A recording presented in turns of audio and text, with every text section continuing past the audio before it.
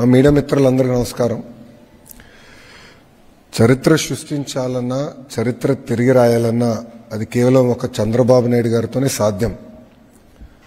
2014 నుంచి 19 మధ్యలో మీరు ఒకసారి చూస్తే ఆనాటి India's largest FDI investment in automotive sector కియాని తీసుకొచ్చారు.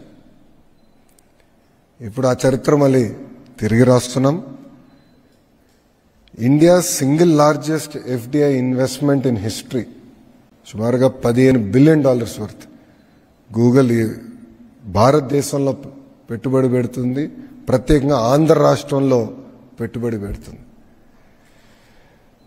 ఇది Google's largest data centre out side of US, the largest data centre.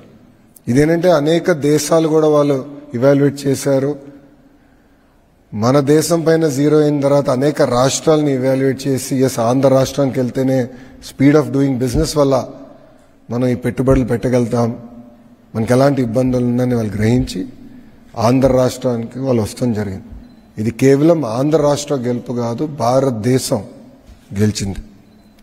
గతంలో ఎట్లయితే మైక్రోసాఫ్ట్ అనేది హైదరాబాద్ రూపురేఖలు మార్చిందో అది ఈ గూగుల్ పెట్టుబడి విశాఖపట్నం రూపురేఖలు మార్చిపోబోతుంది.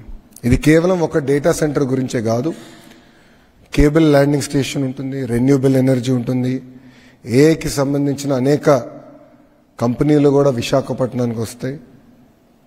కొన్ని రిపోర్ట్స్ కూడా మనం చూస్తే 25 టైమ్స్ మల్టిప్లయర్ ఎఫెక్ట్ ఉంటుంది ఈ పెట్టుబడుల వల్ల, 25 టైమ్స్.